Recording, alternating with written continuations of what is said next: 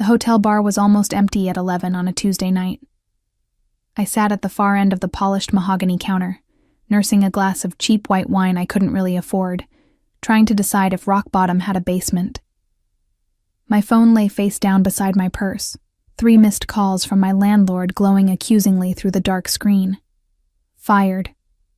The word still tasted bitter on my tongue, even 3 hours after my former boss had called me into his office with that look on his face. Budget cuts, Elena. Nothing personal. 28 years old, no job, 2 months behind on rent, and responsible for my 16-year-old sister who would be finishing her shift at the diner in an hour expecting me to pick her up like everything was fine. I took another sip of wine, the tartness making my eyes water. Or maybe that was just the reality of my situation finally breaking through the shock. Excuse me. The voice was feminine, refined, with the slightest trace of an Italian accent. Is this seat taken? I glanced up to find an elegantly dressed older woman standing beside the empty stool next to mine.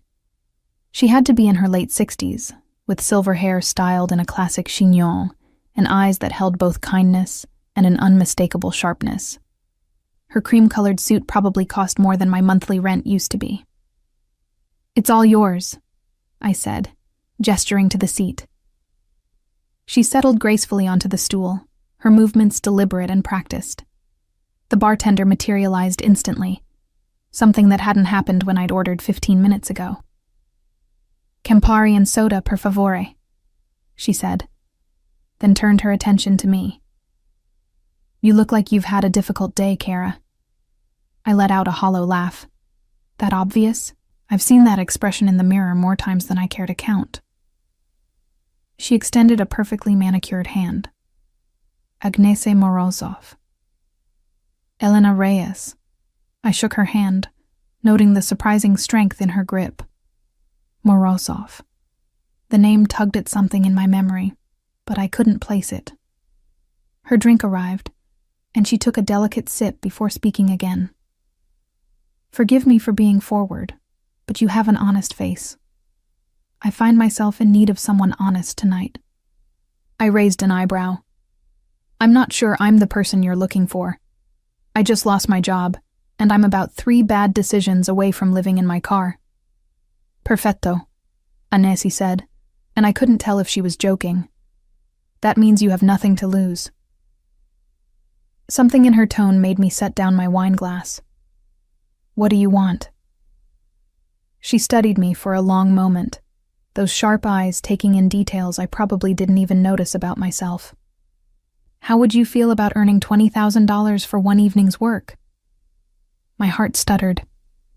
$20,000 would solve every immediate problem I had, would give Camilla and me breathing room, would buy me time to find a real job.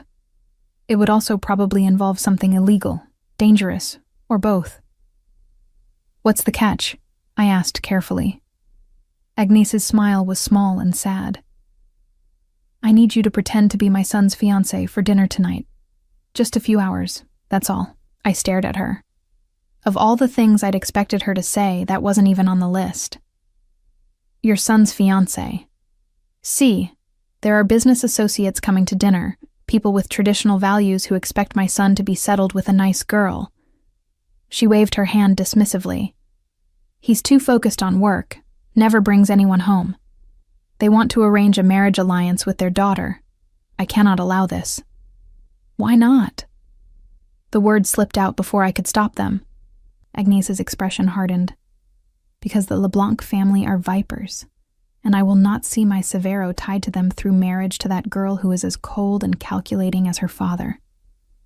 She caught herself, smoothing her features back into polished composure. You understand family, yes? You would do anything to protect them.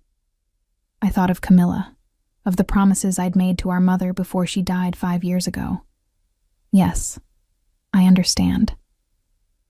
Then you understand why I must do this. She reached into her Hermes bag and pulled out a small card. The dinner is in 2 hours at my home. I will have a dress delivered to you, appropriate jewelry, everything you need. All you must do is sit beside my son, smile when appropriate, and convince the Leblancs that he is already spoken for. "Your son knows about this plan?" I asked, though I suspected I already knew the answer. Agnès' smile turned slightly mischievous. "Severo will adjust. He always does. He is very good at improvisation in business. This is simply another business transaction." I should have said no. Should have finished my cheap wine, gone to pick up Camilla, and figured out my life like a normal person. But $20,000 wasn't normal, and neither was my current situation. "What if I mess it up?" I asked. "What if they don't believe me?" "You have an honest face," Agnès repeated. "And you're sitting in a hotel bar on a Tuesday night, drinking cheap wine and fighting tears. You know what it means to be real, to struggle, to survive. That authenticity is what we need. The LeBlanc girl is polished perfection, all practiced smiles and calculated charm. You will be the opposite."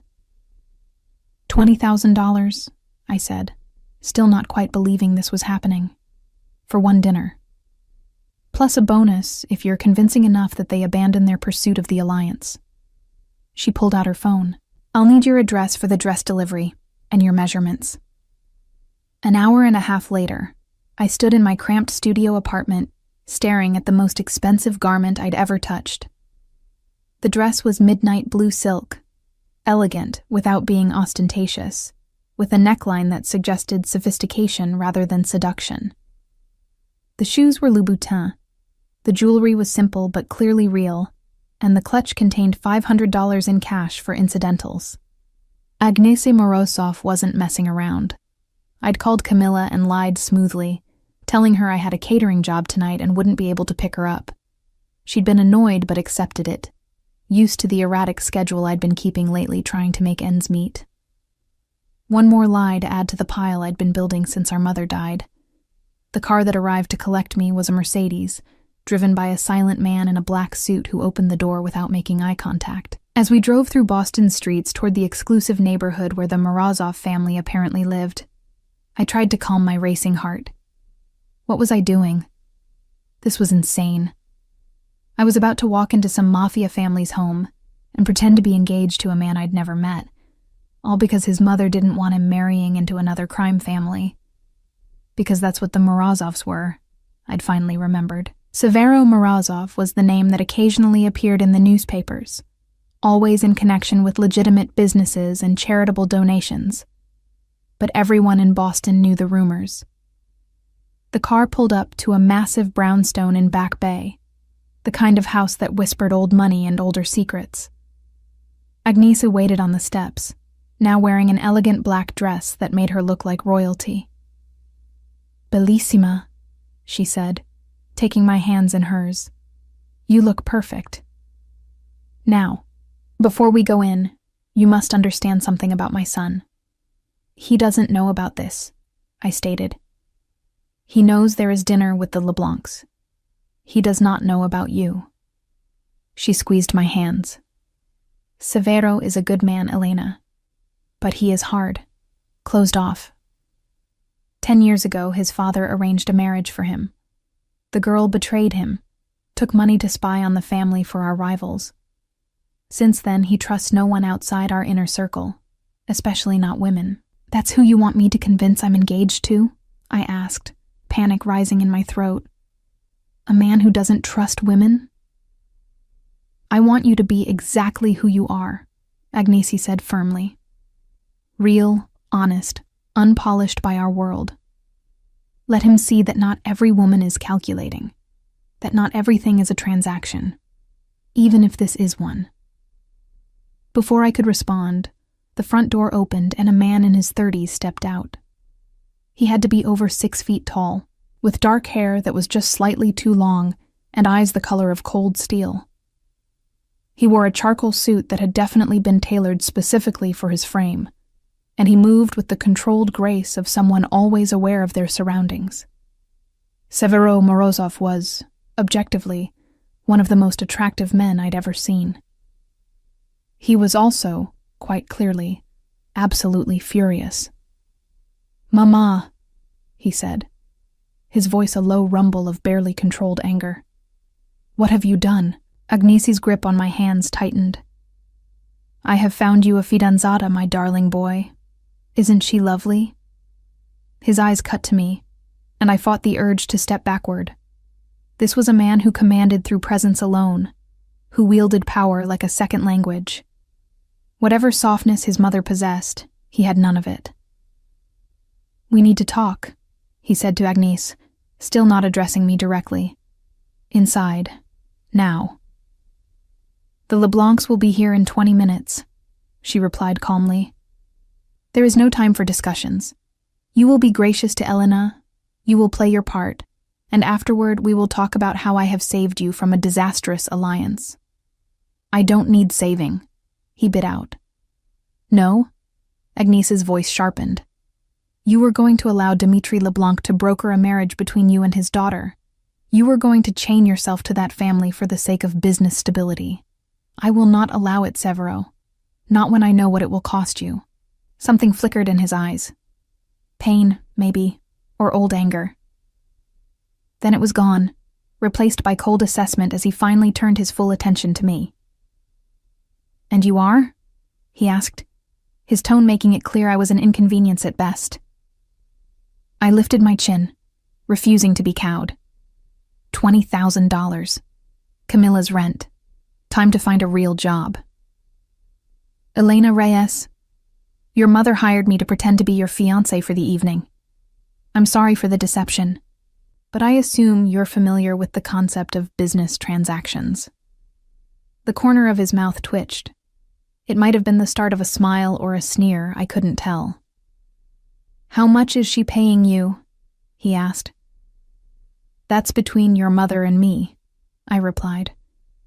He studied me for another long moment, and I had the distinct impression I was being catalogued, assessed, filed away in whatever mental database he kept on people. Then he turned back to Agnese. Fine, we'll play your game, Mama. But this discussion is not over. Of course not, Caro, she said serenely. Now go inside and refresh yourself. Elena and I will be along shortly. When he disappeared into the house, I let out the breath I hadn't realized I'd been holding. He hates me. He doesn't know you well enough to hate you, Agnese corrected. He hates the situation. There's a difference. She linked her arm through mine. Come, let me show you the house, and tell you what you need to know about the LeBlancs before they arrive. And Elena? Thank you. I know this is strange and probably frightening, but you're doing a brave thing. As she led me into the most opulent home I'd ever seen, all marble floors and crystal chandeliers, I wondered if brave was the right word. Desperate seemed more accurate. But I was here now, about to have dinner with Boston's criminal elite, while pretending to be engaged to a man who looked at me like I was a problem to be solved. What could possibly go wrong? The answer, I would discover over the next few hours, was quite literally everything. The dining room was obscene in its elegance. A table that could seat 20, set tonight for 8. Crystal that caught the light from the chandelier overhead and threw rainbow prisms across white linen. Silver that probably cost more per place setting than my car was worth.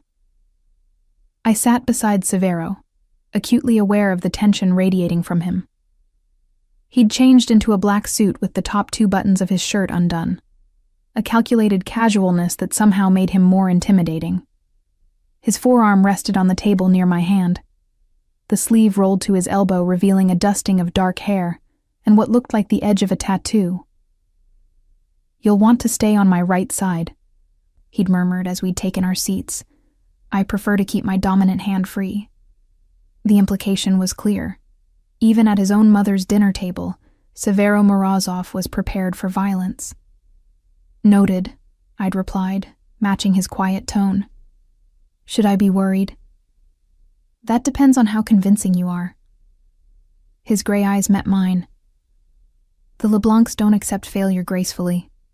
Agnese sat at the head of the table, positioned to orchestrate the evening like a conductor before an orchestra. Across from us sat 2 empty chairs, waiting for our guests. At the far end, a man I hadn't been introduced to watched everything with sharp, dark eyes. Yuri, Severo's head of security, Agnese had whispered. He knows about our arrangement. The doorbell chimed, and my heart kicked against my ribs. Remember, Agnese said softly, you are in love with my son. You see past his rough edges to the man beneath. You are not intimidated by his world because you know he would never let it touch you. Before I could ask how she expected me to fake something so specific, Severo's hand covered mine on the table. His touch was warm, firm, possessive. I looked at him in surprise. Trust me, he said, low enough that only I could hear. If we're doing this, we do it properly. They'll be looking for cracks, for any sign of weakness. Give them none. I nodded, turning my hand to lace my fingers through his. His grip tightened fractionally, and something passed between us. Not warmth exactly, but a kind of understanding. We were allies in this deception, at least for tonight. The dining room doors opened, and Dimitri Leblanc entered with his daughter Margot beside him. Dimitri was in his 50s, barrel-chested and radiating the kind of confidence that came from never having been told no. His suit was expensive but slightly too tight, his cologne overwhelming from 6 feet away. He looked like money, but new money, money that hadn't quite learned how to wear itself comfortably. Margot was 23 or 24, with the kind of calculated beauty that came from professional maintenance. Platinum blonde hair, designer dress, and eyes that assessed everything in the room like she was taking inventory. When those eyes landed on me, specifically on my hand intertwined with Severo's, they narrowed almost imperceptibly. "Severo!" Dimitri boomed, moving forward with his hand extended. "Good to see you, my friend. And Agnese, lovely as always." He kissed her hand with practiced charm that didn't quite reach his eyes. "Dimitri, Margot, welcome." Agnese gestured to the empty seats. "Please, sit. We have much to discuss tonight." "I see you've brought a guest," Dimitri said, his gaze settling on me with uncomfortable intensity. "Severo, you didn't mention you'd be entertaining company this evening." "Elena isn't company," Severo replied, his thumb stroking across my knuckles in what would look like an unconscious gesture of affection. "She's family, or will be soon enough." The silence that followed was profound. Margot's perfect composure cracked just slightly, her lips pressing into a thin line. Dimitri's jovial expression froze. "I'm sorry," Margot said, her voice clipped and precise. "Did you say family?" "My fiancée," Severo clarified, lifting our joined hands slightly. "I apologize for not mentioning it sooner. It's been a whirlwind, hasn't it, amore?" He looked at me, and I saw the challenge in his eyes. We were committed now, no turning back. "Completely unexpected," I agreed, finding my voice. "I certainly never thought I'd fall for someone like Severo. He's not exactly warm and fuzzy." Severo's lips twitched. "She keeps me honest." "How did you meet?" Margot asked, her tone suggesting this was an interrogation rather than polite conversation. This was the story Agnese and I had prepared during our brief time before guests arrived. Simple, mostly true, harder to poke holes in. "At a bookstore," I said. 3 months ago. I was reaching for a first edition Hemingway at the same time he was.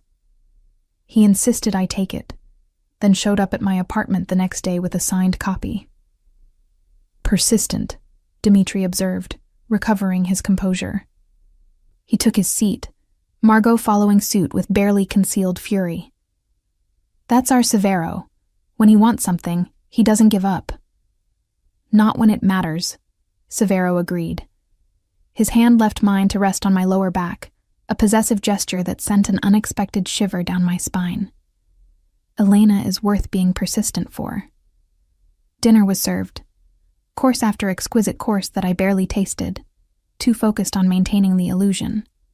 Severo played his part flawlessly, touching me with casual possessiveness, finishing my sentences occasionally, asking about my day in a way that suggested this was routine, normal, real.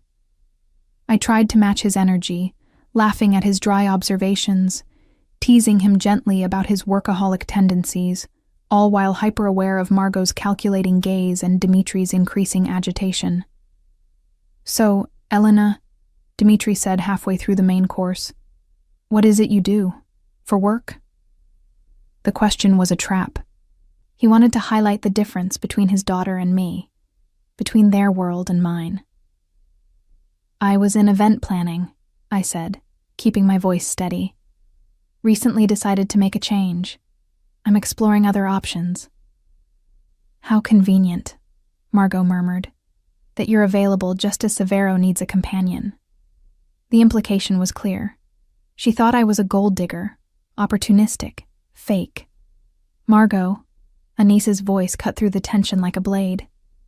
"That tone is unbecoming." "I'm simply curious," Margot replied, false sweetness coating her words. "It's so sudden, this engagement. You understand our surprise." "I understand that you expected a different outcome tonight," I said, meeting her gaze directly. My heart hammered, but I kept my voice level. "I understand that this disrupts whatever plans were in motion. But I'm not going anywhere, so I suggest we all learn to be gracious about the situation." Severo's hand tightened on my back. Approval or warning, I couldn't tell. Across the table, Yuri's expression remained neutral, but I caught the flicker of respect in his eyes. Dimitri laughed, a booming sound without humor. "Spirit, I like that. Severo, you've chosen well, though I must admit, this does complicate our business discussions." "How so?" Severo's voice was mild, but tension thrummed beneath the words. "Our business stands independent of personal relationships." "Does it?" Dimitri leaned back, swirling his wine. "I had hoped our families might unite in more than just commerce. Margot has always admired you, Severo, and such an alliance would benefit both our organizations tremendously." "I'm sure it would benefit yours," Severo replied. "Mine is doing quite well as it is." The temperature in the room dropped 10 degrees. This was no longer a polite dinner. This was a negotiation, a power play, with me sitting in the middle of it like an unwitting pawn. "Perhaps," Agnesa interjected smoothly, "we should discuss business another time. Tonight is for celebration. My son has found love. Surely that deserves acknowledgement, regardless of business considerations." "Love," Margot repeated, the word dripping with skepticism. She turned to me. "Tell me, Elena, what is it exactly that you love about Severo? His charm? His warmth?" The sarcasm was thick enough to cut. I looked at Severo, at his hard profile and cold eyes, at the tension in his jaw that suggested he was one wrong word away from throwing everyone out. This man who didn't trust me, who saw me as a temporary inconvenience, who probably couldn't wait for this dinner to end so he could pay me off and forget I existed. "I love that he doesn't pretend," I said quietly, surprising myself with the truth in the words. Everyone else in his position would hide behind charm and practiced smiles. Severo doesn't. He is exactly who he is. No apologies. That kind of honesty is rare. Something shifted in his expression. His hand moved from my back to my shoulder, squeezing gently. "See?" he said to the table, his voice rough with an emotion I couldn't identify. "She understands me. Something you never did, Margot." Margot's face flushed. "We dated for 3 months when we were teenagers, Severo. Hardly enough time for you to try using me to get information for your father." He cut her off coldly. "Or did you think I'd forgotten that particular betrayal?" The dinner dissolved after that. Dimitri made excuses about early meetings. Margot stalked out without saying goodbye, and within minutes the house was quiet again, save for the soft clink of staff clearing dishes. I stood in the foyer, clutching the clutch purse that still contained $500 I hadn't touched, wondering if I should call for a car or just walk the 12 blocks home to clear my head. "Not yet," Severo said from behind me. "We need to talk." I turned to find him leaning against the doorframe, jacket off, sleeves still rolled, looking simultaneously exhausted and dangerous. "About?" I asked warily. "About how you just bought yourself a job for the next 3 months." My stomach dropped. "I don't understand." "Dimitri won't accept this," he said flatly. "He'll investigate you, try to prove you're fake, wait for us to slip up. If he succeeds, he'll push even harder for the alliance with Margot." My mother was right to be concerned, but one dinner isn't enough to convince him. "What are you saying?" He pushed off the doorframe, moving toward me with predatory focus. "I'm saying you impressed me tonight. You didn't break under Margot's interrogation, you held your ground with Dimitri, and you somehow made our engagement believable despite meeting me an hour before they arrived." "Your mother is paying me $20,000, I reminded him. I was motivated. "She's going to pay you $60,000, he corrected. $20,000 per month for 3 months. You'll move into the guest house on the property, attend events with me as my fiancée, and make this real enough that the LeBlancs give up their pursuit." I stared at him. $60,000. Enough to secure Camilla's future, pay off debts, start fresh. But 3 months of lying, of living in this world, of pretending to be engaged to a man who looked at me like I was a puzzle he couldn't quite solve. "And after 3 months?" I asked. "We break up quietly. You leave with your money and your life. I stay free of Dimitri's manipulations. Everyone wins. Except you'll still be alone," I said before I could stop myself. His eyes hardened. "That's how I prefer it. Do we have a deal, Elena Reyes? Or do you want to go back to your studio apartment and late rent notices?" He knew. Of course he knew. Men like Severo Morozov knew everything about everyone they encountered. I thought of Camila, of the promises I'd made to our mother, of the chance to give my sister stability, security, time. "Deal," I said, extending my hand. He took it, his grip firm and warm. "Good. Yuri will collect you and your things tomorrow morning at 9. Welcome to the family, fidanzata." As I left in the Mercedes, the city lights blurring past the window, I couldn't shake the feeling that I'd just agreed to something far more complicated than a simple business transaction. Severo Morozov was dangerous. His world was dangerous. And I'd just signed up to live in the center of it for 3 months. Whatever happened next, there was no going back. Moving into the Morozov guest house should have felt like winning the lottery. The space was larger than any apartment I'd ever lived in, with a bedroom, full kitchen, and living area decorated in understated elegance. Floor-to-ceiling windows overlooked a private garden, and the bathroom had a tub deep enough to drown in. But luxury couldn't mask the reality that I was now living a lie 24 hours a day. "This is insane," Camilla said, spinning in a circle in the living room 2 days after I'd moved in. I'd finally worked up the courage to tell her a carefully edited version of the truth. "You're fake engaged to a mafia boss?" "He's not technically a mafia boss," I corrected, though we both knew I was splitting hairs. "And it's just for 3 months. It's a job, Cammy. A really well-paying job that means I can cover your tuition and we don't have to worry about rent." My sister fixed me with the look that made her seem much older than 16. "And what happens in 3 months when you break up with him? Won't that be dangerous?" "It's a clean break, contract style. I walk away, he stays free of a bad alliance." I tried to sound more confident than I felt. Besides, Severo doesn't actually care about me. This is purely business. "Does he know about me?"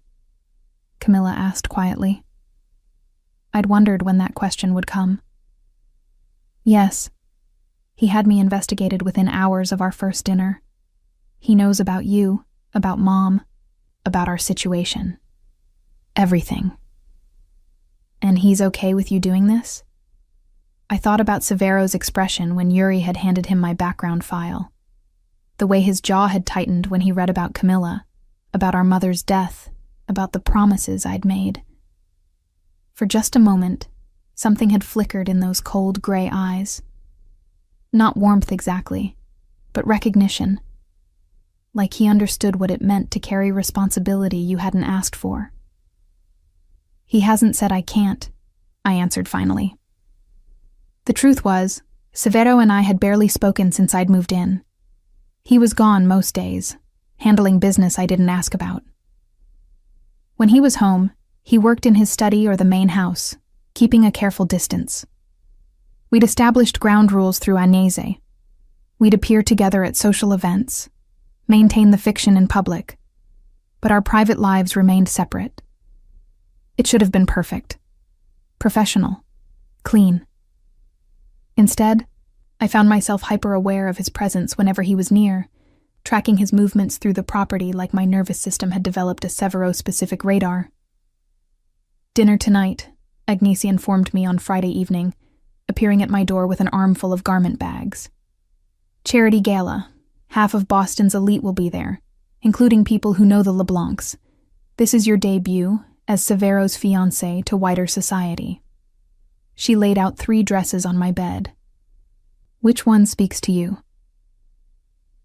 I chose a deep emerald silk that somehow managed to be both modest and striking. Agnès had impeccable taste, and every piece she'd provided over the past week had fit perfectly, suited my coloring, felt expensive without being ostentatious. Good choice, she approved.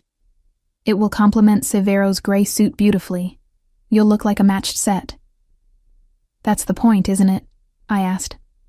Looking like we belong together? Agnese's expression softened. You do belong together, Cara. More than you realize. We barely know each other. My son is a difficult man, she acknowledged, sitting on the edge of the bed. His father raised him to be hard, uncompromising. And then Margot's betrayal when he was 24 taught him that vulnerability was weakness. He's been alone ever since, and he thinks that's strength. What do you think it is? I asked quietly. Fear, she said simply. He's afraid that caring for someone gives them power to hurt him. So he pushes everyone away, keeps himself isolated behind walls of ice and control. Her eyes met mine. But you got past his guard at that first dinner, Elena. You saw him clearly and you didn't flinch. That's why I chose you. You chose me because I was desperate and available, I countered. I chose you because you have honest eyes and a brave heart, Agnese corrected firmly. And because when my son looks at you, I see cracks in those walls.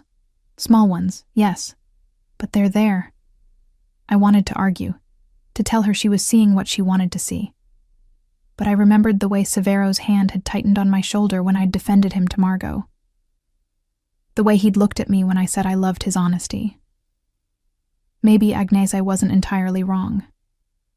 The gala was held at the Museum of Fine Arts, the building transformed into a glittering showcase of wealth and power. Severo arrived at the guest house at 7 to collect me, looking devastating in his gray suit with the jacket unbuttoned and a black shirt underneath that made his eyes even more striking. You clean up well, he said by way of greeting, his gaze tracking over the emerald dress before meeting my eyes. So do you, I replied, trying to ignore the flutter in my stomach. This was a job. He was my temporary fake fiancé. The attraction I felt was just a physical response to an objectively handsome man. Nothing more. Ground rules, he said as we walked toward his car, a sleek black Audi that Yuri drove with the same silent efficiency he did everything. Stay close to me. Don't wander off alone. There will be people there who'd love to use you to get to me. Dimitri? I guessed. And others. The LeBlancs aren't my only rivals. He held the car door open for me. But don't look nervous. You're my fiancé. You're protected. Anyone who touches you answers to me, and everyone knows what that means. The casual way he discussed violence should have frightened me. Instead, I felt an unwelcome sense of security, Whatever Severo was, whatever darkness lived in his world, he'd made it clear that I was under his protection. The museum was already crowded when we arrived, champagne flowing and conversation buzzing. Severo's hand settled at the small of my back as we entered, a possessive gesture that I'd grown used to over the past week.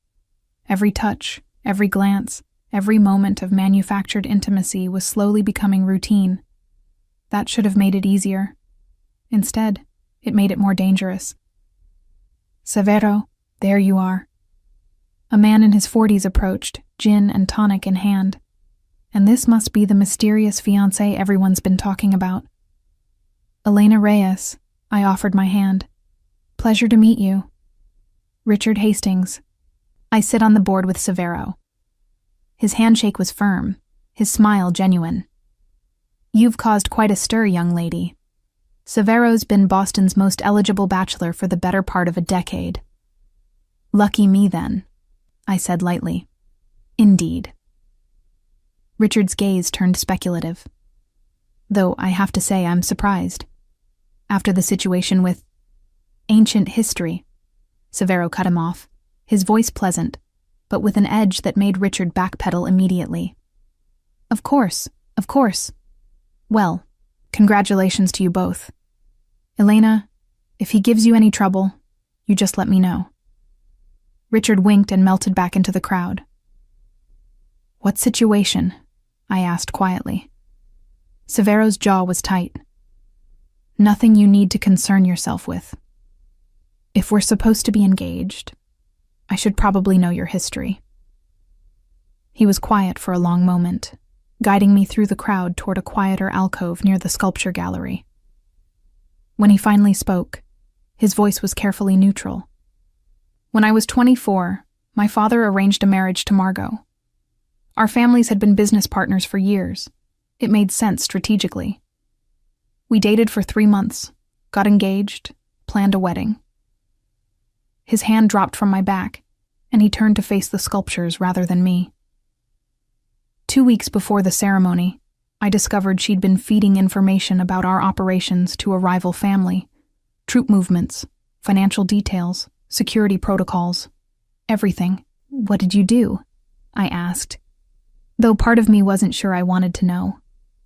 "I called off the wedding, ended the alliance between our families.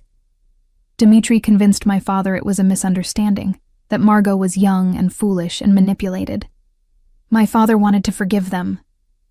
His voice hardened. "I refused. And 6 months later, someone used the information Margot had provided to attack one of our warehouses. 3 men died." The weight of that history settled over me. "I'm sorry. Don't be. It taught me a valuable lesson about trust." He finally looked at me, his expression unreadable. "Which is why what we have works. We both know this is transactional. No feelings, no expectations, no room for betrayal. Just a business arrangement with clear terms." "Right," I agreed, ignoring the small twist in my chest. "Just business. Severo Morozov, as I live and breathe." The voice was smooth, cultured, and carried an undercurrent of mockery. We both turned to find Dmitri LeBlanc approaching with Margot beside him. "Enjoying the festivities?" "Well enough," Severo replied evenly. "Elena, you remember Dmitri and Margot?"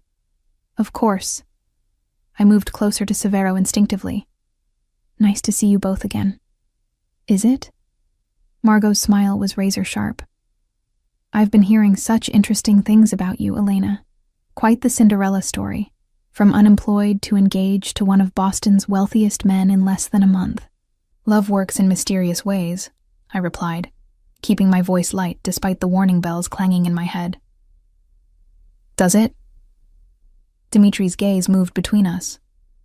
"I've always found love to be remarkably predictable, opportunistic even."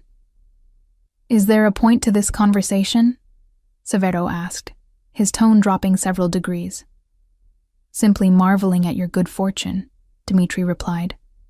"Finding love so conveniently when we were about to finalize arrangements between our families." almost as if someone orchestrated it. The accusation hung in the air. They knew, or suspected at least. My son doesn't need orchestration to find companionship. Anissa's voice cut through the tension as she appeared at my other side. He needed only to open his eyes to the possibility, something he's always been perfectly capable of on his own. Agnesa, lovely as ever. Dimitri's smile didn't reach his eyes. You must be thrilled about the engagement. Overjoyed, she confirmed. Though I believe the silent auction is about to close. Wouldn't want you to miss your chance to bid. It was a dismissal, polite but firm. Dimitri inclined his head and moved away, but Margot lingered for a moment, her gaze locked on me. Enjoy it while it lasts, she said quietly. Severo doesn't believe in happily ever after. Whatever you think you have with him, it's temporary. He'll use you up and throw you away just like he did me. The difference, I replied, matching her quiet tone, is that I'm not trying to betray him. Her eyes flashed with anger before she turned and stalked after her father. Well handled, Agnesi murmured approvingly. But she's right about one thing, Kara. This situation with the LeBlancs is escalating faster than I anticipated. They're not going to accept defeat gracefully. Meaning? Severo asked. Meaning they'll try to prove Elena is a fraud. They'll investigate her, follow her, look for inconsistencies in your story. Agnese's expression was grave. You two need to spend more time together. Actually get to know each other. Make this believable beyond surface-level appearances. We had a deal, Severo said. Professional distance. And I'm telling you that deal needs to change, Agnesi countered. Dimitri is suspicious. If he finds proof this engagement is fake, he'll use it to destroy your credibility and force the alliance with Margot. You need to make this real enough to withstand scrutiny. How real? I asked, my voice coming out smaller than I intended. Agnesi looked between us. Real enough that when people see you together, they believe you're in love. Which means spending time together beyond scheduled appearances. Actually talking. Learning each other's habits and histories. Becoming friends, at minimum. Severo's jaw worked, tension radiating from every line of his body. Fine, we'll adjust the arrangement. Good. Agnesi squeezed my hand. I'll leave you two to enjoy the rest of the evening. And Severo? Try smiling occasionally. You're supposed to be happily engaged, not attending a funeral. After she left, Severo and I stood in awkward silence. The sculpture gallery felt suddenly too small, too intimate. I'm sorry, I said finally. I know this isn't what you signed up for. Neither of us signed up for what this has become, he replied. But we adapt. That's what survival looks like. He offered his arm, a formal gesture that felt oddly old-fashioned. Shall we continue pretending, fidanzata? The night is young and we have an audience to convince. I took his arm, feeling the solid strength of him through the suit jacket. Lead the way. As we moved back into the crowded gallery, I caught sight of our reflection in a glass case. We looked perfect together, matched and elegant, every inch the power couple. But I knew the truth.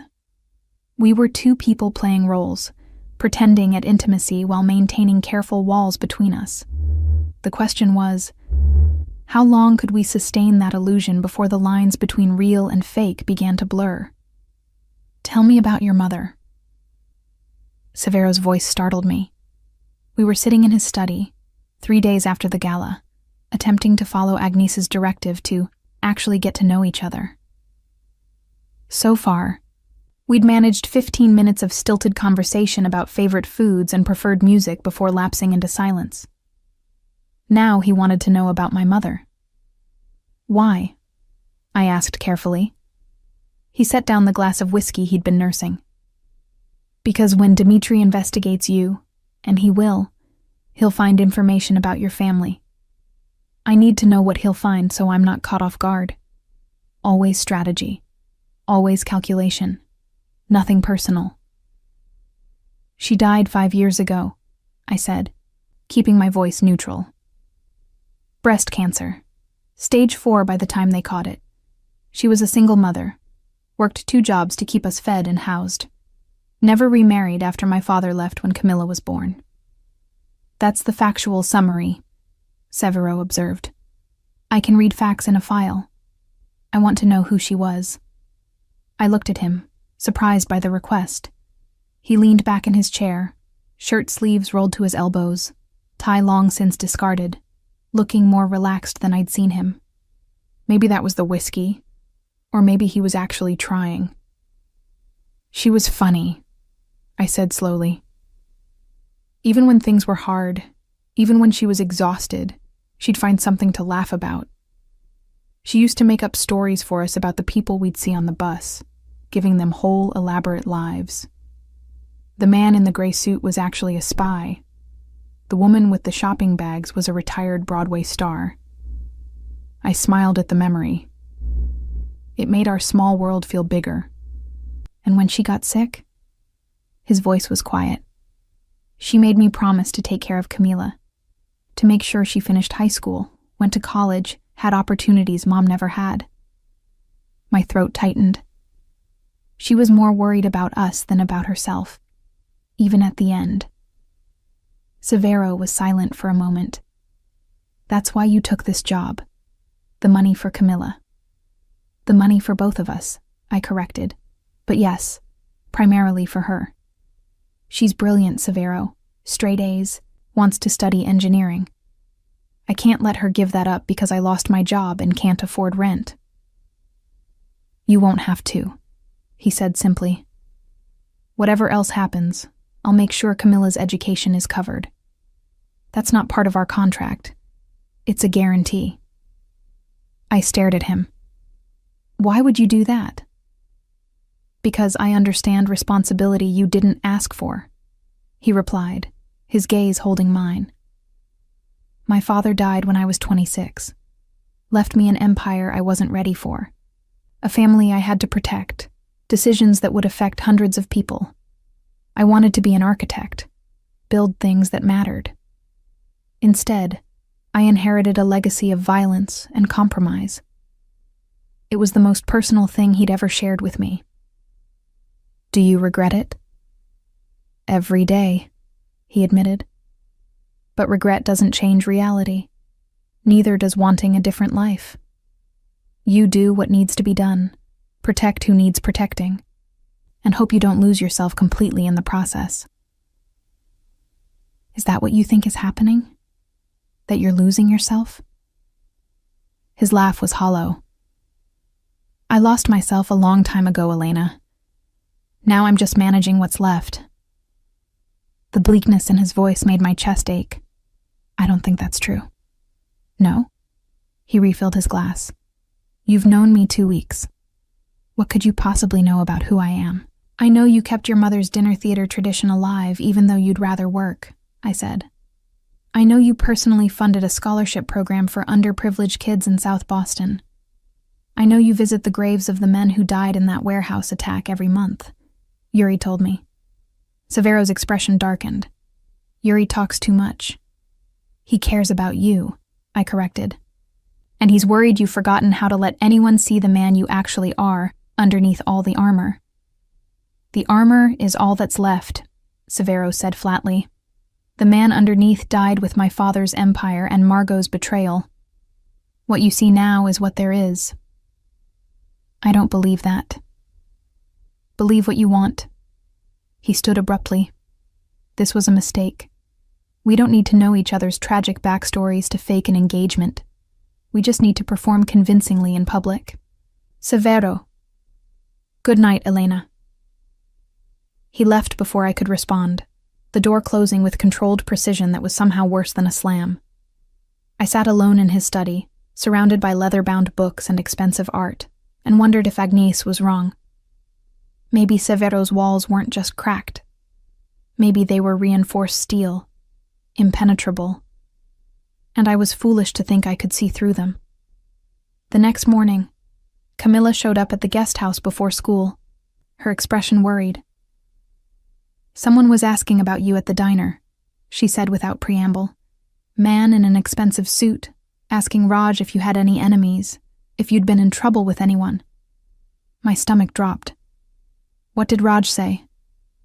That you were a model employee who never caused problems. But Elena, who is this guy? Why is he asking questions? It's nothing, I lied, pulling her into a hug. Just someone being nosy about my new situation. It's fine. She pulled back, skepticism written across her face. Are you in danger? Because if this fake engagement thing is putting you at risk. It's not, I promise. Another lie. But what was I supposed to tell her? That a rival crime family was investigating me, looking for leverage? Just be careful, okay? Don't talk to strangers about our family. After she left for school, I found Yuri in the main house kitchen. Dimitri's having me followed, I said. We know. 2 men, rotating shifts. They're not very subtle. He poured coffee with the same efficiency he did everything. Severo's aware. He has counter-surveillance in place. Why didn't anyone tell me? Yuri's dark eyes met mine. Because you'd worry, and worry makes people act differently. Dimitri's looking for proof you're not who you claim to be. The best defense is to be exactly who you appear to be. A woman in love with Severo Morozov. Except I'm not, I pointed out. This is all fake. Is it? Yuri asked mildly. Because from where I'm standing, you're the only person in years who's gotten past Severo's guard. He talks to you, shares things with you. That's real, even if the engagement isn't. He walked out on our conversation last night. Because you got too close to something true, Yuri replied. Severo doesn't know how to handle genuine connection anymore. Margot's betrayal broke something in him, but you're the first person since then who makes him want to try fixing it. Before I could respond, Severo appeared in the doorway. He looked tired, like he hadn't slept, his hair slightly disheveled and his shirt wrinkled. We have a problem, he said without preamble. Dimitri's calling a meeting of the families. He's demanding I prove the engagement is legitimate or step aside on a major business decision. What kind of proof? I asked. Documentation, history, evidence that we've been together longer than 3 weeks. His jaw was tight. He's going to try to expose us. So we give him what he wants, I said, my mind already working through possibilities. We create a history, photos, receipts, witnesses. We backdate our relationship to make it more believable. Severo looked at me with something like respect. That's essentially fraud. And this whole arrangement isn't? I countered. We're already lying. We just need to make our lies more convincing. There's a difference between performing and fabricating evidence, Yuri interjected. The latter carries legal risks. Not if we're smart about it, I argued. Not if we use enough truth to make the lies hold up. Severo studied me for a long moment. You're suggesting we commit to this more completely. I'm suggesting we win, I corrected. You said adaptation is survival, so let's adapt. A slow smile spread across his face, the first genuine one I'd seen from him. It transformed his features, made him look younger, less burdened. You're more devious than you look, Elena Reyes. I prefer strategic, I replied, returning his smile. So, how do we do this? How do we create a convincing history in less than 2 weeks?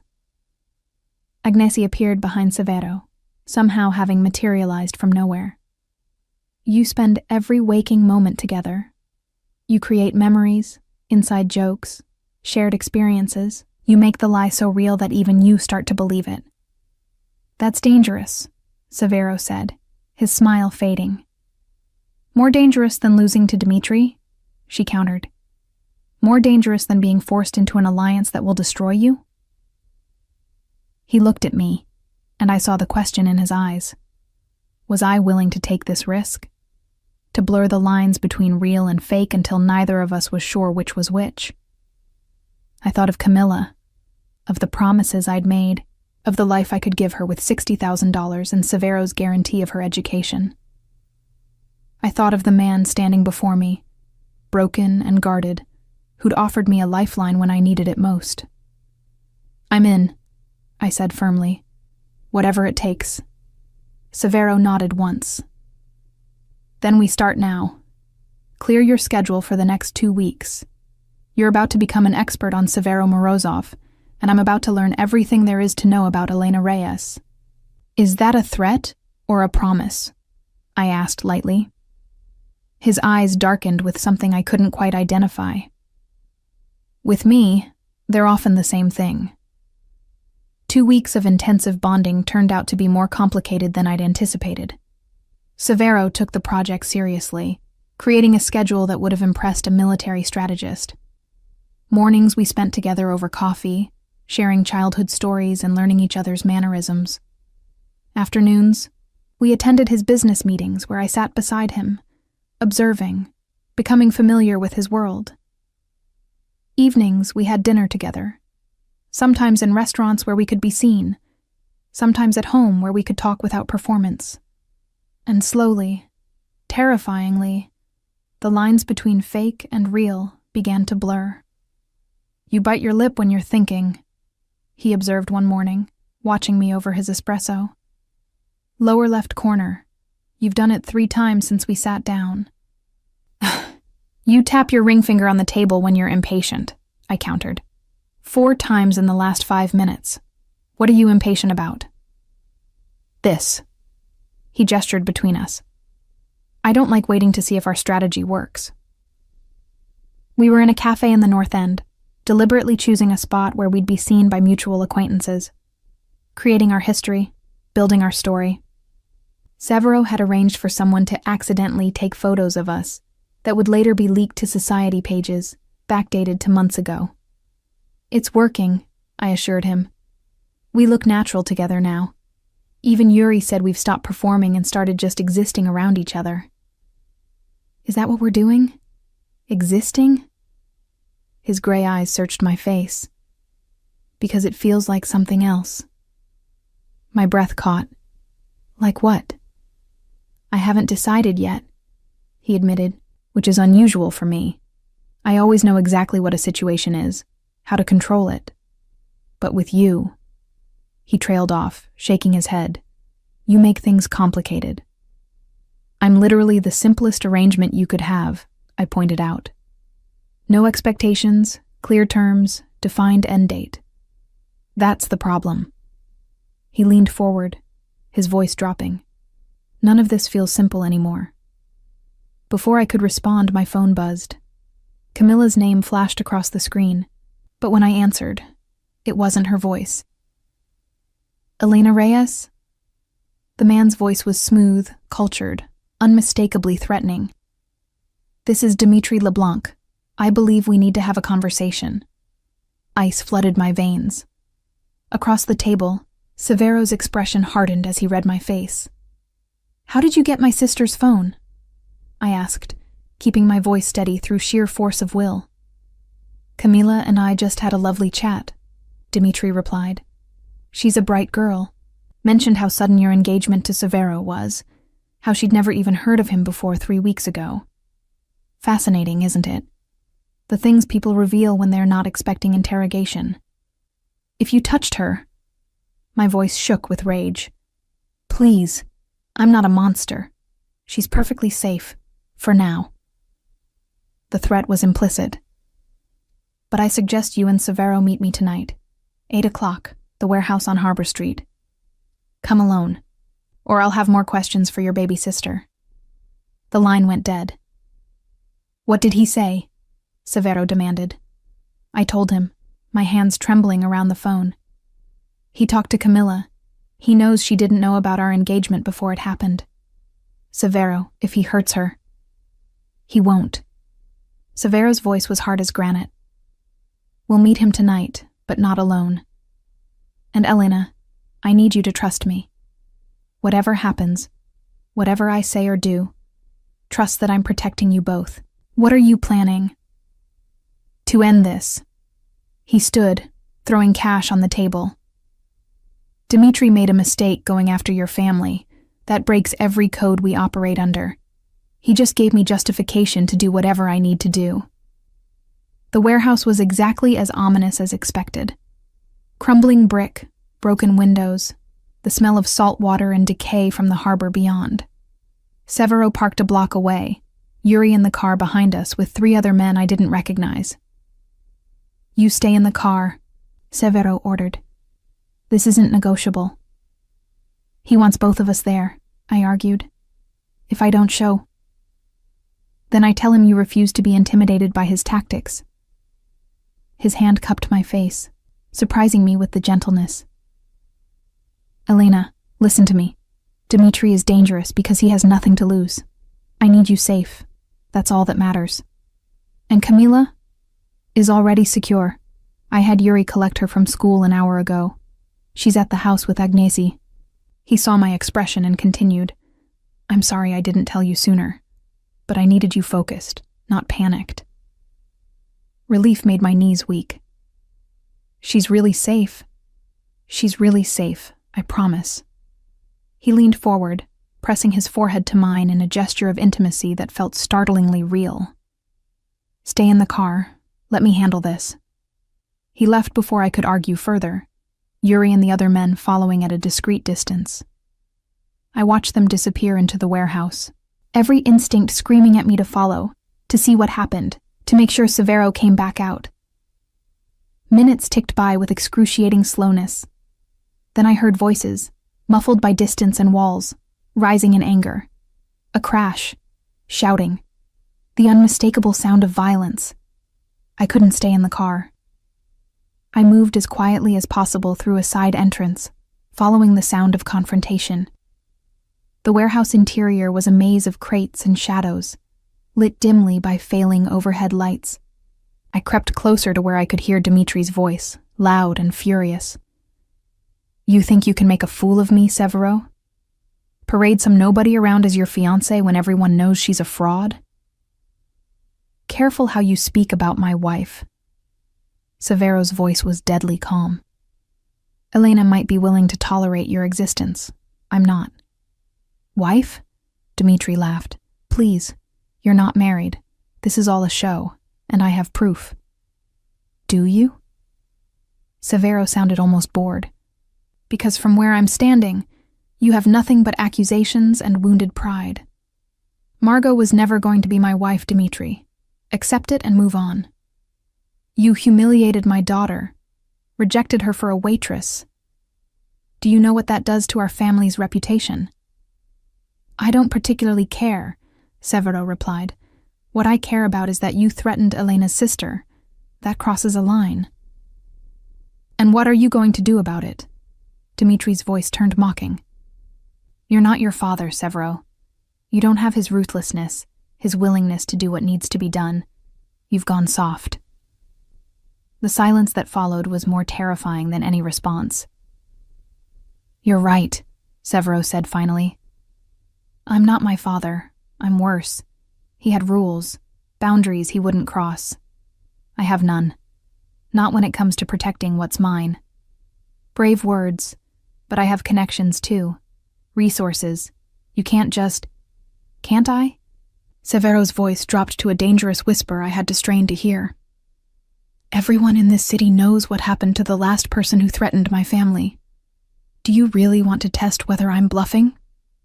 I couldn't see what was happening, but I heard Dimitri's sharp intake of breath, the shuffle of feet, the tension crackling through the air. "This isn't over," Dimitri said, but his bravado had cracked. "Yes, it is." Severo's voice carried absolute finality. "You're going to leave Boston. Tonight. Take Margot and whatever assets you can salvage and go. If I ever hear that you've contacted Elena or her sister again, if I even suspect you're thinking about retribution, I won't be having a conversation. I'll be having a funeral. Your choice." Footsteps approached my hiding spot.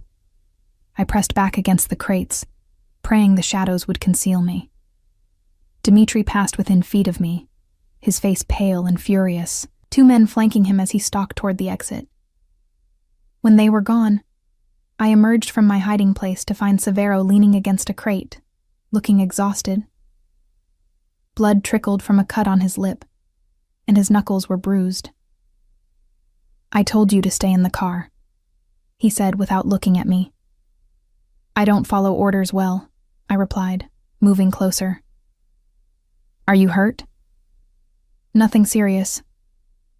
He finally met my eyes, and what I saw there made my breath catch. Not coldness, not control, but raw emotion he was barely containing. "He could have hurt you. If you'd been here earlier, if you'd gotten caught in the middle." "But I wasn't," I interrupted. "I'm fine. Camilla's fine. You protected us." "That's my job," he said roughly. "That's what I do." "No." I stepped closer, reaching up to touch his face gently. "That's what you chose to do. There's a difference." His hand covered mine, holding it against his cheek. "Elena, I need you to understand something. What we have, this arrangement, it stopped being fake for me somewhere along the way. I don't know exactly when, but it did, and I don't know what to do with that." My heart hammered against my ribs. "When did you realize?" "When Dimitri called. When I heard the threat in his voice and every protective instinct I have went into overdrive." His other hand moved to my waist, pulling me closer. "When I knew I would burn this entire city down to keep you and Camilla safe. That's not acting, Elena. That's real. Severo." "I'm not asking you to feel the same way," he continued. "I know our deal. I know you're here for the money, for Camilla's future, but I needed you to know the truth before this goes any further." I looked up at him, at this man who'd started as a stranger, become my fake fiancé, and somehow transformed into someone I couldn't imagine my life without. The man who'd protected my sister without being asked, who'd shared his painful history with me, who'd let me see past his armor to the broken, lonely person underneath. "You're right," I said softly. "Our deal was fake. Was. Past tense." Hope flared in his eyes. "Meaning?" "Meaning I stopped acting too." I reached up, pulling him down so I could kiss him properly. Not for show, not for cameras, but because I wanted to. Because somewhere in the past 2 weeks, Severo Morozov had become the person I thought about first in the morning and last at night. Because protecting what's yours goes both ways. He kissed me back like a drowning man finding air, his arms wrapping around me with fierce possession. When we finally broke apart, both breathing hard, he rested his forehead against mine. "What do we do now?" he asked. "We stop pretending," I replied. "We make this real. All of it. Elena, my world is dangerous. You've seen a fraction of it tonight. If you stay with me, if this becomes real, there will be more nights like this. More threats, more violence, more of you," I interrupted. "That's what I want. Not your money, not your protection. Though both are nice. Just you." "You're sure? Because once we cross this line, I'm not letting you go. I don't know how to do this halfway." "I'm sure." I kissed him again, softer this time. "I've been sure for days. I was just waiting for you to catch up." His laugh rumbled through his chest, devious and patient. I should have known. We drove back to the house in comfortable silence, his hand linked with mine, both of us processing the shift that had occurred. When we arrived, Agnese took one look at us and smiled. "Finally," she said. "I was beginning to think you'd never figure it out." "You knew," Severo accused. "I'm your mother. I always know." She kissed us both on the cheek. "Camilla's in the guest house, waiting for her sister. Elena, go reassure her. Severo, you and I need to discuss what happened with Dimitri." I found Camilla pacing in my living room, relief flooding her face when I entered. Elena, Severo's guy just showed up at school and said I needed to come here immediately. What's going on? I explained as much as I safely could, watching her process the information with wide eyes. So you're not fake engaged anymore? She asked finally. No, it's real now. The words felt strange and wonderful in my mouth. Is that okay with you? She threw her arms around me. Are you happy? Yeah, I said, surprised by how true it was. I really am. Then it's okay with me. She pulled back, serious now. But if he hurts you, I don't care how powerful he is. I'll find a way to destroy him. I laughed, hugging her tighter. Deal. The knock came at dawn. I woke in Severo's bed, tangled in sheets and his arms, morning light just beginning to filter through the curtains. We'd talked until almost 3, mapping out what our real relationship would look like, what boundaries we needed, how to protect Camila while integrating her into this strange new world we were building together. The knocking grew more insistent, followed by Yuri's urgent voice. Severo, we have a situation. He was out of bed instantly, pulling on pants and a shirt with practiced efficiency. Stay here, he told me, but I was already reaching for the robe he'd given me last night. Not a chance. We found Yuri in the hallway, his expression grave. Dmitri didn't leave Boston. My stomach dropped. What? He's called a meeting of all the families. Tonight. He's claiming Severo threatened him with violence to cover up a fraudulent engagement. He's demanding the council arbitrate. The council? I asked. Representatives from Boston's major families, Severo explained, his jaw tight. They settle disputes, maintain order, prevent open war. If Dmitri convinces them our engagement is fake, he can force consequences. What kind of consequences? The kind that could destabilize everything I've built, he replied. The council values truth above all else. If they believe I've been lying to manipulate family alliances, they could strip my voting rights, freeze my assets, even force a marriage alliance to restore balance. To Margot, I breathed. Probably. He ran a hand through his hair. Dimitri's playing a dangerous game, but he's not wrong about the deception. We did fake the engagement initially. If he has proof, then we show them proof it's real now, I interrupted. We go to this meeting and we tell the truth. The whole truth. Severo looked at me. The truth means exposing why we started this. It means admitting to manipulation of family alliances. That could carry serious consequences, Elena. What's the alternative? Lie more? That just proves his point. She's right, Agnes said, appearing at the top of the stairs. She'd clearly been listening. The council respects honesty, even painful honesty. Tell them how this started, yes, but also show them what it's become. Show them that what began as strategy has transformed into genuine feeling. And if they don't believe us? I asked. Then we deal with the consequences together, Severo said firmly, taking my hand. But Elena, you need to understand what you're walking into. The council isn't gentle. They'll question you harshly, look for any inconsistency, any sign you're still performing. Are you prepared for that? I thought about the past 2 weeks, the conversations, the shared silences, the way he'd defended my sister without hesitation, the way I'd stopped seeing him as a job and started seeing him as someone I wanted to wake up next to every morning. I'm prepared, I said, because what we have is real, Severo. Let them try to prove otherwise. The meeting was held in a private room at one of Boston's oldest gentlemen's clubs, the kind of place that smelled of cigars and old money.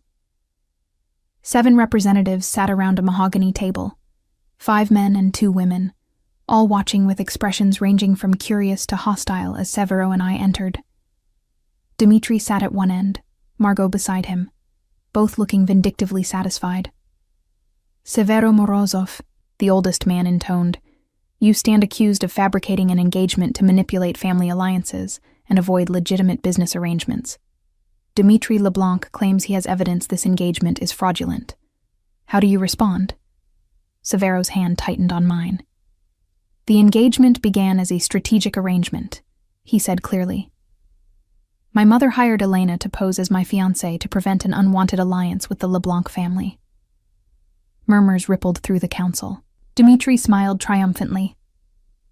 "However," Severo continued, his voice steady, "what began as strategy became real. Over the past month, I've come to know Elena, to trust her, to care for her in ways I haven't cared for anyone since my first engagement ended in betrayal." "Pretty words," Dimitri scoffed. "But where's the proof? Where's the evidence this is anything more than continued deception?" "You want proof?" I asked, surprising myself with the strength in my voice. All eyes turned to me. "You want evidence that what Severo and I have is real? Fine. Let me tell you what I know about the man I'm going to marry." I stood, facing the council directly. "Severo Morozov visits the graves of 3 men who died in a warehouse attack 10 years ago. He goes every month on the 14th, which was the day it happened. He brings flowers and he sits there for exactly 30 minutes, no matter what other obligations he has. He does this because he feels responsible for their deaths, even though the attack was orchestrated by someone else's betrayal." Severo's sharp intake of breath told me he hadn't expected me to know that. He pretends to hate his mother's dinner theater tradition, but he's kept every playbill she's saved since he was 16. They're in a drawer in his study, organized chronologically. He funded an entire scholarship program for underprivileged kids in South Boston, but he refuses to put his name on it because he says he doesn't do charity for recognition. I turn to look at him. He takes his coffee black with 1 sugar, but only in the morning. In the afternoon, he switches to espresso. He reads poetry before bed, even though he tells everyone he only reads business journals. He has nightmares about his father's death, and when he wakes up from them, he goes down to the kitchen and makes tea with too much honey, because that's what his mother used to do when he was scared as a child. The room was silent. "I know these things," I continued, "because over the past month I've watched this man. I've learned his patterns, his habits, his fears. I've seen him at his worst and his best. I've seen him threaten violence to protect my sister, and I've seen him gentle enough to make that same sister laugh over dinner. Yes, our engagement started as a transaction, but it's not anymore. And if you can't see that, if all you see is manipulation, then you're not looking closely enough." "Miss Reyes," one of the councilwomen spoke, her voice thoughtful. "These details are convincing, but couldn't they have been learned through observation and reported to you by others?" "They could," I agreed. "Except I also know that when Severo was 8, he wanted to be an architect. He used to build elaborate structures out of whatever he could find, imagining buildings that would change cities. He gave that dream up when his father needed him to join the family business. And sometimes, late at night when he thinks no one's watching, he still sketches buildings on the margins of his business reports." Severo's face was unreadable, but I saw his throat work as he swallowed hard. "I know he blames himself for not seeing Margot's betrayal sooner," I continued. "I know it broke something in him, made him believe he could never trust his own judgment about people. I know he's been alone not because he wants to be, but because he's terrified of being hurt again." I moved closer to him, taking both his hands in mine. "And I know that despite all of that fear, despite every wall he's built, he chose to trust me. Not because I was convenient or strategic, but because somewhere along the way, we both realized that what we had was worth the risk of being hurt. That's what real looks like. That's what love looks like." "Love," Dimitri said mockingly. "Convenient that you discover these feelings just when you're being questioned about their authenticity." "Actually," Severo said, his voice rough with emotion, "it's inconvenient as hell. Loving Elena complicates everything. It makes me vulnerable in ways I swore I'd never be again. It means I can't make purely strategic decisions anymore because I have to consider how they'll affect her and her sister. It means I'm choosing her over business advantages, over family alliances, over everything I've been taught should matter most. He turned to the council. You want to know if this engagement is real? It's more real than anything else in my life. And yes, it started with deception. But the truth is, standing here with me, willing to face this council, willing to expose herself to scrutiny and potential consequences because she believes in what we've built together. Then prove it, Dmitri challenged. If this engagement is so real, make it legal. Marry her. Right now, in front of all of us. Or admit this is still just performance. The room erupted in conversation. Several council members objected to the demand as excessive, but Dmitri pressed his point. A real engagement leads to marriage, he argued. If Severo is telling the truth, if he truly loves this woman, there should be no hesitation. If he hesitates, we know he's still lying. It was a trap, beautifully constructed. Either Severo called his bluff and we married immediately, binding ourselves legally before we were ready, or he refused and confirmed Dmitri's accusations of fraud. Fine, Severo said, his voice cutting through the chaos. We'll marry today. Right now, if that's what it takes to satisfy you. Severo, I started, but he turned to me, his eyes intense. Elena, I know this isn't how you imagined this happening. I know it's rushed and pressured and far from romantic. But I meant what I said. You're the most real thing in my life. If marrying you today means ending this circus and protecting what we have, then that's what we'll do. And if I say no? I asked quietly. If I tell you this is crazy, that we should wait?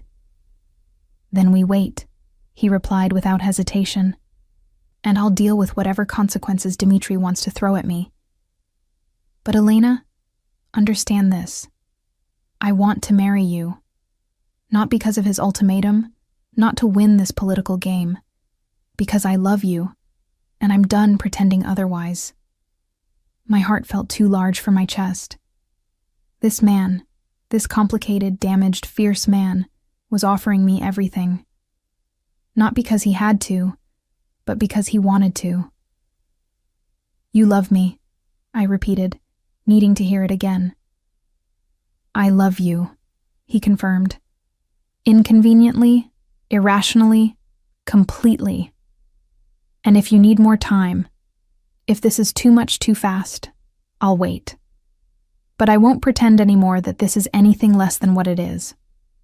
I looked around the room, at the council members watching with various degrees of skepticism and interest, at Dmitri's smug expression, certain he'd cornered us, at Margot's barely concealed fury, at Agnese, standing in the doorway with tears in her eyes and hope on her face.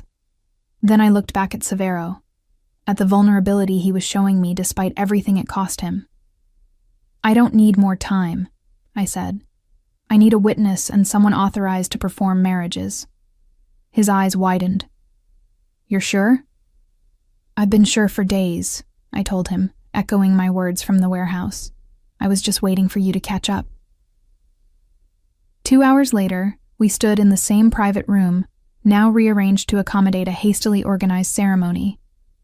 The council had produced a judge they trusted, the paperwork had been prepared, and Agnese had somehow procured flowers and champagne. Camilla stood beside me as my witness, Severo having sent Yuri to collect her with explicit instructions to explain everything on the way. She'd arrived with her eyes wide and slightly panicked. But when I'd asked if she was okay with this, she'd hugged me tight and whispered, Mom would have loved him. I do too. That more than anything had solidified my certainty. Now, with the council members and far too many witnesses for such an intimate moment, I stood facing Severo and promised him forever. I, Elena Reyes, take you, Severo Morozov, to be my lawfully wedded husband, to have and to hold from this day forward, for better, for worse, for richer, for poorer, in sickness and health, until death do us part. His hands trembled slightly as he slid the ring on my finger. A simple platinum band he'd somehow produced, promising me we'd choose a proper one together later. I, Severo Morozov, take you, Elena Reyes, to be my lawfully wedded wife. I promise to protect you, to cherish you, to trust you with truths I've shared with no one else. I promise to be worthy of the faith you've shown me, to never take for granted the gift of your love, and I promise that what began as deception will become the most honest thing I've ever done. When the judge pronounced us married and told Severo he could kiss his bride, he cupped my face with both hands, his thumbs brushing away tears I hadn't realized were falling. "Thank you," he whispered against my lips, "for taking a chance on a broken man." "You're not broken," I whispered back. "Just careful, and I happen to like careful." The kiss that followed was witnessed by far too many people, but I didn't care. Because Severo was kissing me like I was precious, like I was his, like I was everything he'd been afraid to want but couldn't live without anymore. When we finally broke apart, the room erupted in applause. Even some of the council members were smiling. Dmitri stood abruptly, his face mottled with rage. "This proves nothing. This is still manipulation. Enough." The eldest council member's voice cut through Dmitri's protests. "Severo Morozov and Elena Reyes are legally married. Whatever the initial circumstances, they have demonstrated genuine feeling and commitment. The matter is settled." He turned to Dmitri. "Your attempt to force an alliance through accusation and intimidation has failed. Further pursuit of this matter will be viewed as harassment and dealt with accordingly. I suggest you accept defeat gracefully." Dmitri's mouth worked soundlessly for a moment before he stormed from the room, Margot trailing behind him with a final venomous look at both of us. After the council dispersed and the room emptied, it was just Severo, me, Camila, Agnesi, and Yuri remaining. "Well," Agnesi said, her eyes bright with tears and laughter, "that wasn't how I imagined my son's wedding. But I can't say I'm disappointed with the outcome." "You knew this would happen," Severo accused gently. "When you hired Elena that first night, you knew somehow." "I knew you needed someone real," she corrected. "Someone who would see past your armor to the good man underneath. Elena did that. Everything else was simply you two figuring out what I already knew." Camilla moved to hug me. "So, I guess this means Severo's really my brother now?" "I guess it does," I said, watching Severo's expression soften as he looked at my sister. "Which means," he said to Camilla, "you're stuck with me too. Fair warning, I'm overprotective, and I have very strong opinions about your education and future. As long as those opinions include funding said education, I think I can deal with it," she replied with a grin. He laughed, the sound free and genuine in a way I'd never heard before. "I think we'll get along fine, little sister." That evening, after Camilla had been driven home by Yuri and Agnesi had finally stopped fussing over us and retired to her own quarters, Severo and I stood on the terrace of the main house, looking out over the city lights. "Are you okay?" he asked quietly. "I know today was insane. Getting married in front of the council, making it legal before we'd even had time to process what we were to each other." "I'm more than okay," I assured him. "Are you? This morning you were my fake fiancé. Tonight you're my husband. That's a lot of change in one day." He pulled me closer, wrapping his arms around me from behind. "This morning I was lying to everyone, including myself, about what you meant to me. Tonight, I'm married to the woman I love and free of the obligations that have been suffocating me for years. I'd say that's an excellent trade." I leaned back against him, marveling at how safe I felt in his arms. "Your mother was right, you know, about needing someone real. She's always right. It's infuriating." I felt him smile against my hair. But yes, she was. I'd forgotten what it felt like to be honest with someone, to let them see the parts of me I keep hidden. You gave me that back, Elena. You gave me permission to be human again. You were always human, I corrected. You just convinced yourself you couldn't afford to be. And now? Now you have someone to be human with, I said. Someone who knows the worst of you and loves you anyway. Someone who will call you on your bullshit when you start building those walls again. That sounds exhausting for you, he observed. Probably, I agreed. But I signed up for it anyway, in front of witnesses, with legal documentation. His arms tightened around me. No regrets? I turned in his embrace to face him. Not a single one. You? Only that I didn't meet you sooner, he replied. That I wasted so many years alone when I could have been looking for you. You weren't ready for me sooner, I said. And I wasn't ready for you. We met exactly when we needed to. He kissed me, soft and sweet and full of promise. So what happens now, Mrs. Morozov? The name sent a thrill through me. Now we figure out what our real life looks like. Without pretending, without strategy, without council meetings and fake engagements. Just us, he agreed. Just us, I confirmed. And Camila and Agnesi and whoever else ends up in our orbit. But at the center, it's us. Real, honest, occasionally messy, completely imperfect us. I think I can live with that, Severo said, pulling me back against him as we looked out over the city that had brought us together in the most unlikely way. In fact, I think it's the only thing I want to live with. We stood there for a long time, wrapped in each other, and the quiet certainty that what we had was worth every risk, every complication, every moment of doubt that had brought us to this point. I'd walked into a hotel bar 6 weeks ago, with nothing but debts and desperation. I was leaving with a husband, a family, and a future I'd never imagined possible. Love, it turned out, was the most strategic move I'd ever made.